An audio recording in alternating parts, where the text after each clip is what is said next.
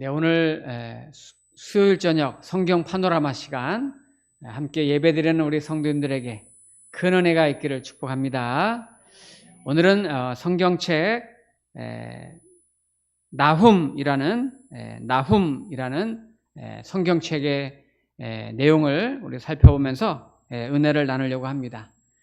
나훔 선지자인데요. 이 나훔 이름의 뜻은 위로한다, 위로라는 뜻을 가지고 있는데요. 이 나훔의 큰 주제는 뭐냐면은 그 당시에 이 이스라엘 근동 지역에 아수르라는 아주 최강국이 있었습니다. 이 아수르 제국에 대해서 하나님께서 심판과 멸망을 선포하는 내용이 이 나훔서의 큰 주제가 됩니다.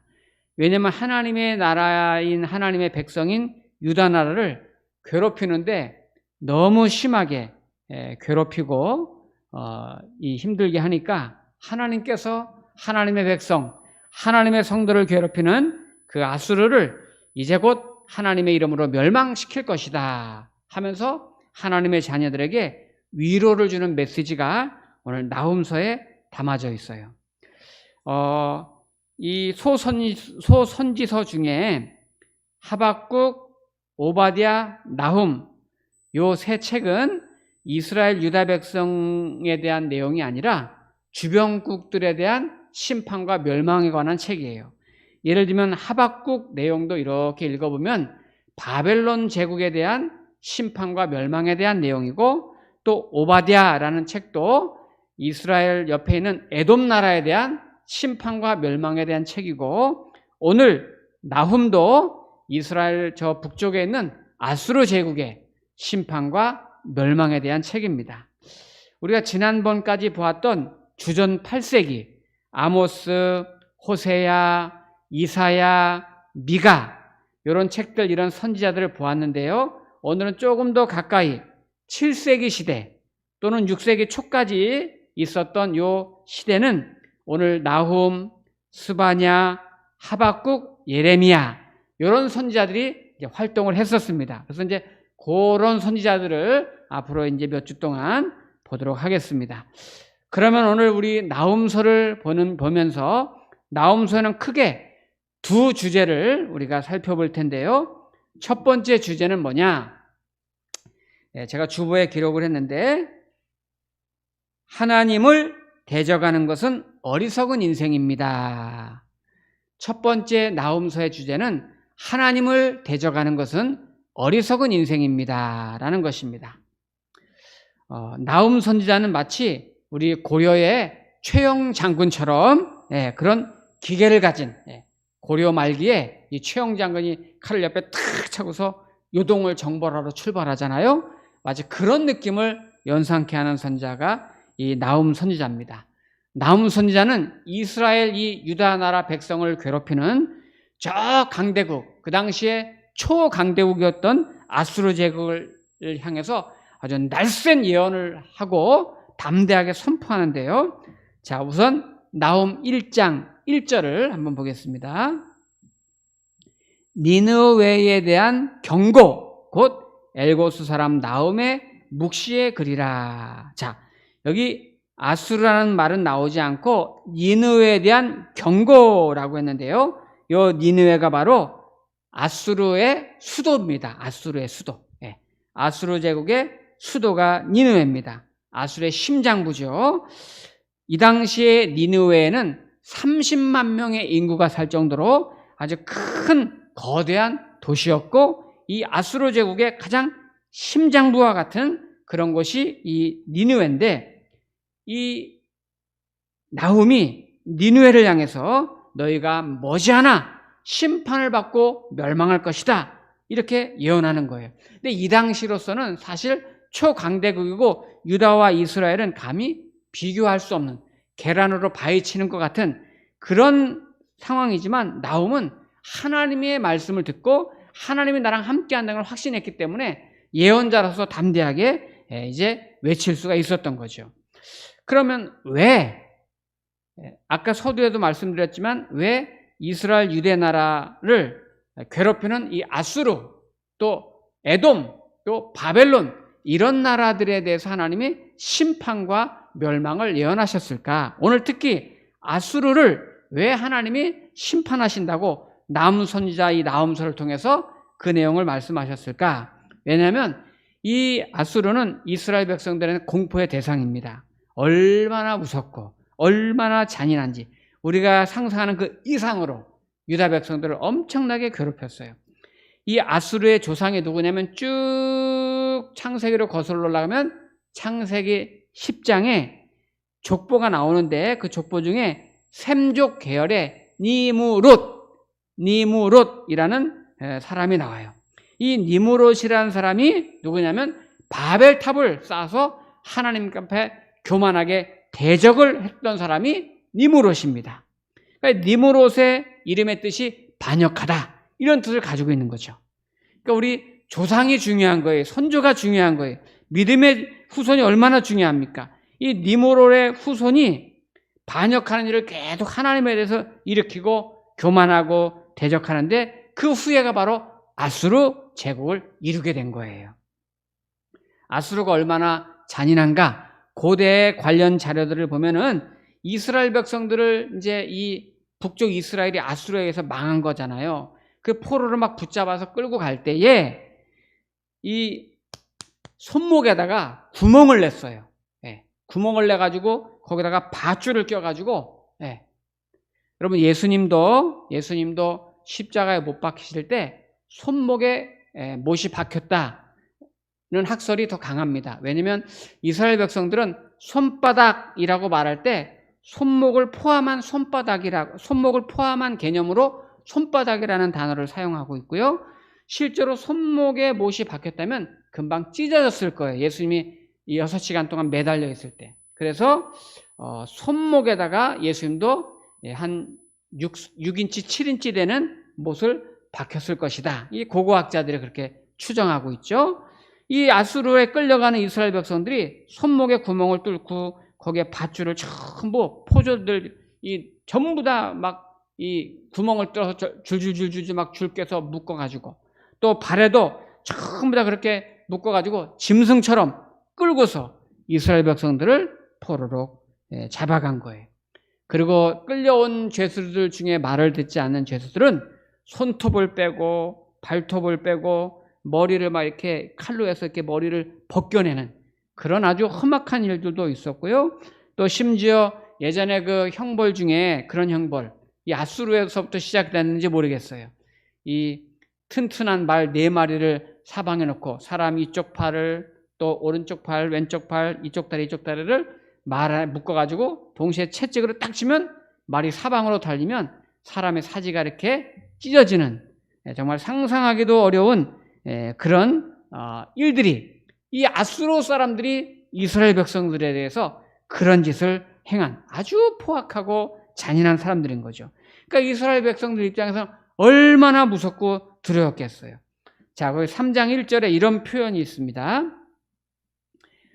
3장 1절에 보면 화 있을진저 피의 성이여 그 안에는 거짓이 가득하고 포악이 가득하며 탈취가 떠나지 아니하는도다. 네, 여기 피의 성이여 그랬죠. 이 니느웨 성의 별명이 피의 성입니다. 온통 시내가 이 이스라엘 백성을 그렇게 고문하고 잡아다가 죽이고 했기 때문에 피로 물들었다는 거예요.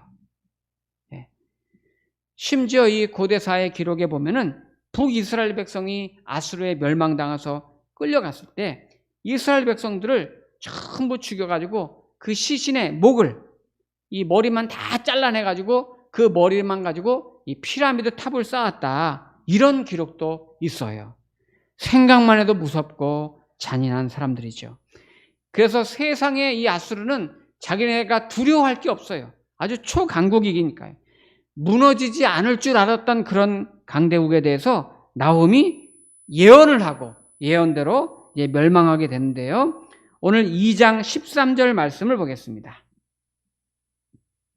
2장 13절 말씀에 보시면 만군의 여호와의 말씀에 여호와의 말씀에 내가 그러니까 하나님을 말하는 거죠. 내가 네 대적이 되어 아수르의 대적이 되어 내 병거들을 불살라 연계가 되게 하고 내 젊은 사자들을 칼로 멸할 것이며 내가 또 내 노력한 것을 땅에서 끊으리니 내 파견자의 목소리가 다시는 들리지 아니하리라 하셨느니라. 그러니까 나홈이 하나님의 이름으로 이 아수르에게 내가 네 대적이 될 것이다. 하나님의 대적이 된 너희들 역사 속에서 사라지고 멸망하게 될 것이다. 이렇게 예언을 지금 선포하는 거예요. 하나님을 대적했던 이 아수르에 대해서 하나님은 하나님을 대적한 나라는 그런 민족은 살아남지 못할 것이다. 이거는 곧 하나님을 믿는 사람을 대적한 것은 곧 하나님을 대적한 것이 되기 때문이에요. 하나님을 믿는 나라를 대적한 것은 곧 하나님을 대적한 것이 되기 때문에 그런 거예요. 여러분, 세상에서 제일 어리석은 사람이 하나님을 대적하는 거예요. 하나님을 반역하는 거예요. 사도 바울이 바울 되기 전에 사울이었잖아요. 사울이었을 때 이 하나님을 믿는, 자신은 유대교니까 예수 그리스도를 믿는 사람들에 대해서 박해를 막 했잖아요. 그래서 심지어는 영장을 받아가지고 저 다메섹에 이 그리스도인들이 모여 있다는 걸 알고서 글로 달려가다가 다메섹의 그 도상에서 빛으로 나타나신 예수 그리스도를 만납니다. 그 예수 믿는 사람을 박해하러 가는데 그때 빛으로 나타나신 예수님이 이 사울에게 뭐라고 말해요? 사울아 사울아 네가 왜 나를 박해하느냐. 사도 바울이 언제 예수님 박해했어요? 예수님 믿는 사람을 박해했지. 그런데 예수님은 왜 나를 박해하느냐. 즉 예수 믿는 사람을 박해하는 것이 곧 예수를 박해하는 거예요. 하나님은 여기 하나님의 이 백성들을 박해하는 이 아수르에 대해서 너희가 나를 대적하는구나, 하나님을 대적하는구나 하면서 이들을 심판하고 멸망하겠노라고 말해요. 그러니까 저와 여러분이 보통 존재가 아닌 거죠. 제가 목회를 이렇게 쭉 하면서 보니까 아무리 잘해도 복을 못 받는 사람들 유형이 있어요. 몇 가지 유형이 있는데, 먼저 가정에서 부모님을 거역하고 부모님에게 불효하고 부모님께 잘 못하는 사람들은 복을 못 받더라고요. 부모님을 대적하고 부모님을 반역하고 부모님에게 함부로 하는 사람들 복을 못 받아요. 성경 말씀 아닙니까? 부모님에게 효도하고 잘 섬기는 자식들이 복을 받아요.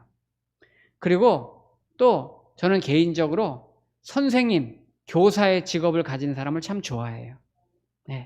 여러분, 누군가를 가르친다는 거, 이거 아주 보람 있고 참 가치 있는 일인데 그 반면에 힘든 거예요. 이 가르친다는 게 쉽지 않아요. 그런데 그 자기에게 가르침을 주는 스승님에 대해서 내가 대적하고 거역하고 함부로 하는 사람들 보니까 복을 못 받더라고요. 복을 못 받아요. 제가 대학원 다닐 때 논문을 쓰는데 논문을 지도해 주신 이제 교수님이 계세요. 근데 그 선생님이 얼마나 깐깐한지 이 졸업 논문 쓰는데 이 주 다는 거 있잖아요. 점 하나까지 이거 여기다 찍는 게 아니고 여기다 찍는 거야. 저 같으면 그냥 넘어가도 되는데 그 정도는 뭐 어때요? 그냥 컴마를 왜 여기다 찍었니? 여기다 찍어야지. 이건 컴마가 아니야. 하여튼 하나하나 너무 꼼꼼하게 막 하니까 막 이 속이 상하더라고요, 속이. 아니, 내용이 중요하지 무슨 뭐 그 점 하나 가지고 뭐 그러시나 이럴 정도로. 그런데 그렇게 까다롭게 하시고 몇 번 고쳐와라 하면서 제가 그때는 굉장히 서운하고 섭섭했는데 지나고 보니까 많이 배웠어요. 많이 배웠고 그 교수님은 여러분 신학대학원이면은 대학교 신학과까지 마쳤으니까 나름 수준이 있잖아요. 그런데 꼭 기말고사 때 성경 암송 시험을 보세요. 암송 시험을 봐서 한 글자 틀리면 무조건 그 문장은 다 틀린 거야. 그 성경 구절은. 그렇게 시험을 보시는 분이세요.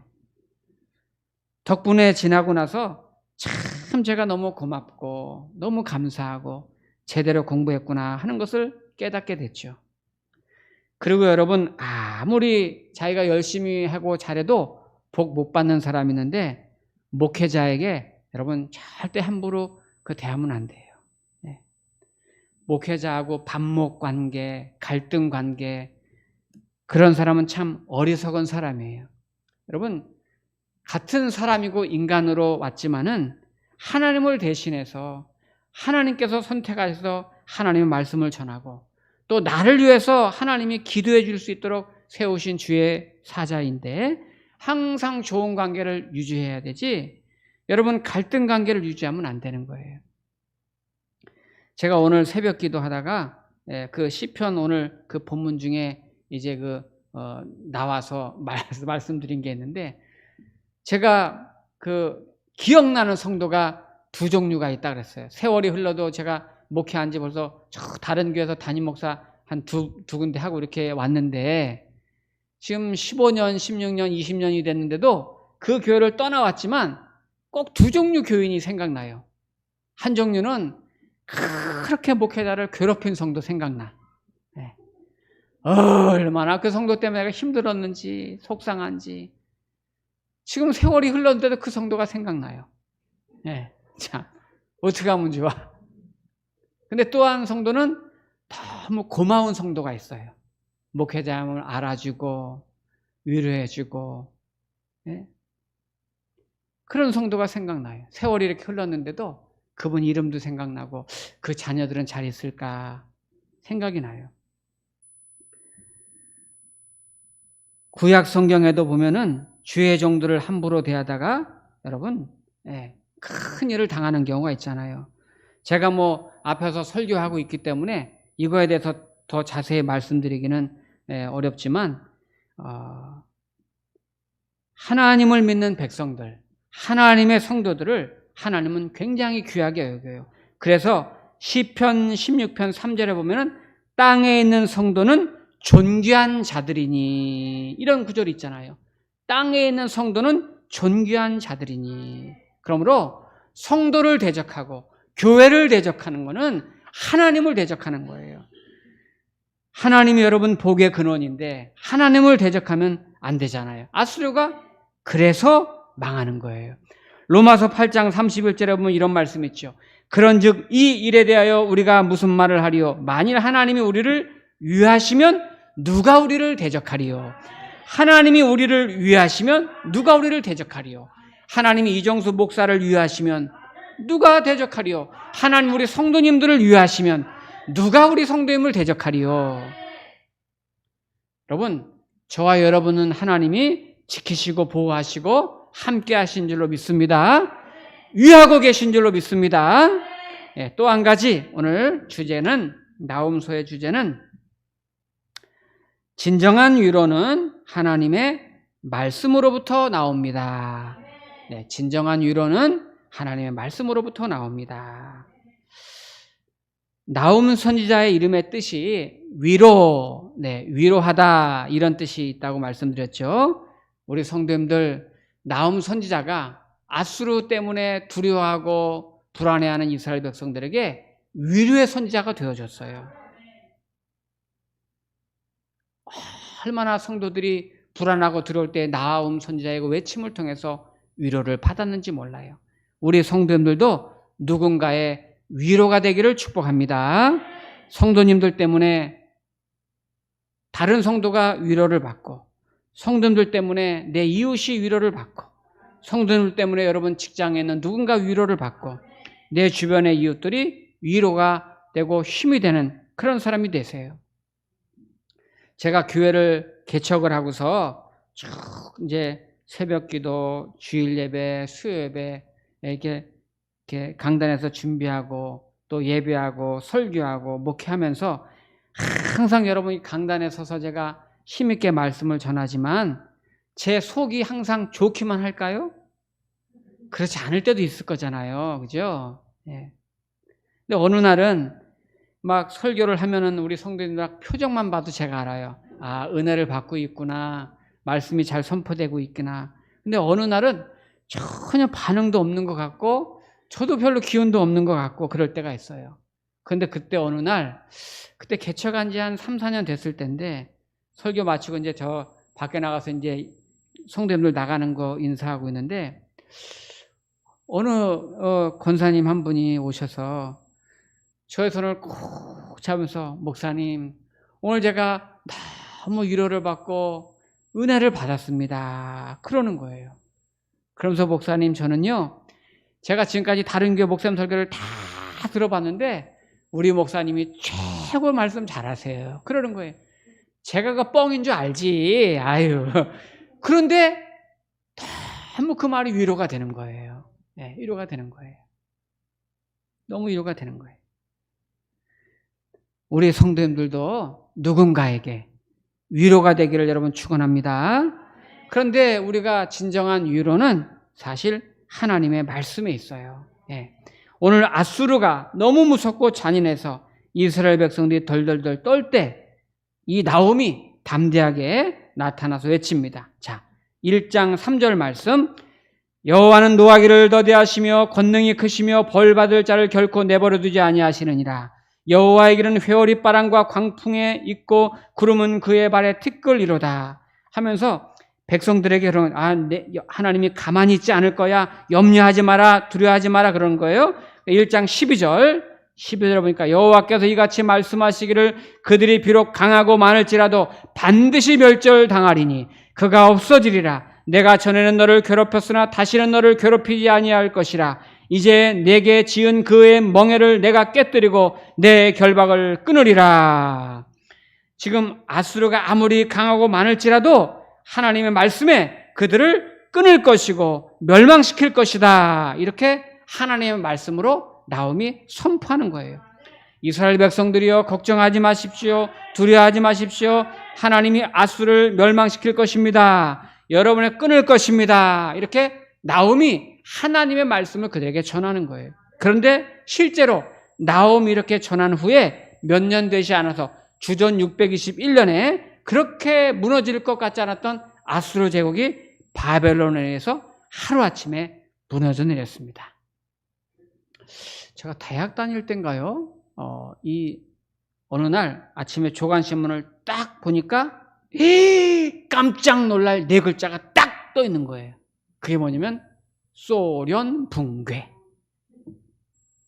소련 사망. 세상에 그 당시에 서기장이 뭐 개혁하고 개방한다고 막 하고 그럴 때인데 전쟁이 일어난 것도 아니고 누가 총을 쏜 것도 아닌데 저 동구권에서 그때 도미노처럼 막 일어나던 그런 막 그냥 그 물결이 어느 날 갑자기 소련이 붕괴돼 버린 거예요. 세상에 소련이 그렇게 붕괴될 줄 누가 상상이나 했겠어요. 다 하나님의 때가 있는 거죠. 그래서 저는 그때 이후로 지금 중국이나 북한에 대해서도요, 저는 절대 포기하지 않아요. 하나님께서 하시면 어느 날 갑자기 선교의 문이 쫙 열리는 거예요. 네. 지금은 몰래 숨어서 지하에서 지하교회에서 예배드리고 숨어서 예배드리는 성도들이 있지만 어느 날 보세요. 떳떳이 지상에서 교회를 세우고 예배를 드리는 날이 올 줄로 믿습니다. 그것이 어느 날 갑자기 오는 거예요. 그래서 선교의 문을 위해서 기도를 포기하지 않는 거죠. 오늘 나홈도 그렇게 선포했을 때 그 예언대로 말씀대로 바벨론에 의해서 망하고 새 시대가 열리게 되잖아요. 제 친구 목사님 중에 인도네시아에서 선교하는 목사님이 계세요.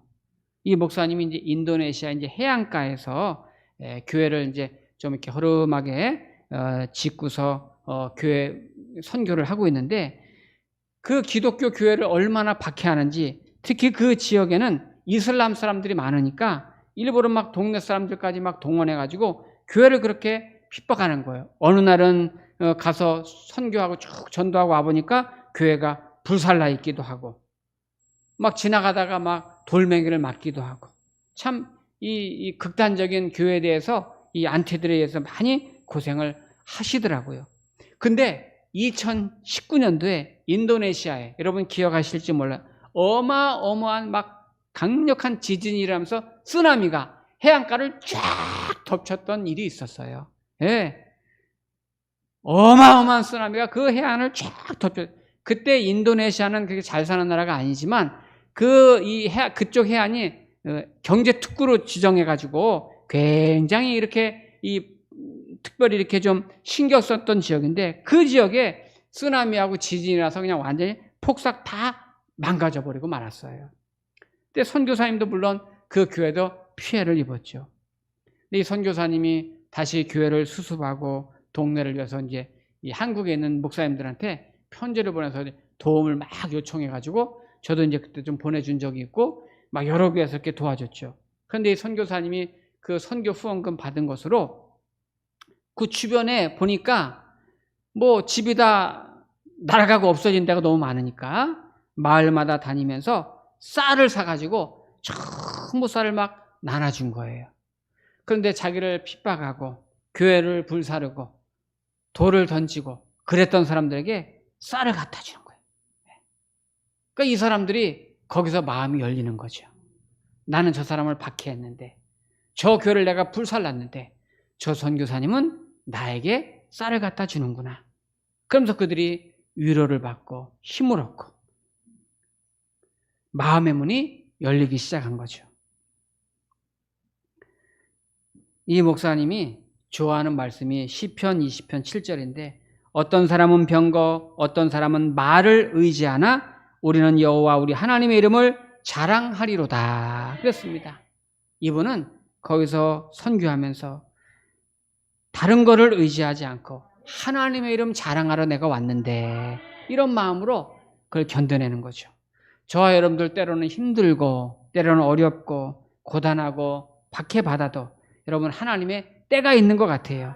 우리가 하나님 말씀으로 이렇게 나올 때마다 위로받고 주님 자랑하시기를 축복합니다. 제가 제주에서 목회할 때 1년에 한 번씩 우리 교회랑 자매결연을 맺은 에바다 농아교회가 있어요. 에바 장애인 교회가 있는데 1년에 한 번씩 그분들을 초청해서 우리 교회에서 예배드리고 또 1년에 한 번씩 제가 그 교회 가서 이제 설교하고 그러면 그냥 갑니까? 설교하러? 바리바리 막 싸갖고 가죠. 성도들이 참 좋아해요. 근데 제가 그 1년에 한 번씩 가서 설교할 때 제가 꼭 가면은 은혜를 받고 와요. 왜냐면 그 앞에 있는 그 한 40-50명 이렇게 모여 계신 분들이 다 장애인들이니까. 장애인들인데 한 반절 정도는 농아들도 많거든요. 근데 그분들 앞에서 제가 설교하는 게 너무 미안해. 건강한 게 미안한 거지, 그러니까. 그죠? 네. 그런데도 이제 뭐, 여러 해 만나고 가까워졌으니까 설교하는데요. 설교할 때 맨 앞자리에 계신 분이 계세요. 맨 앞자리에 계신 분이 찬송을 부르는데 말을 못하니까.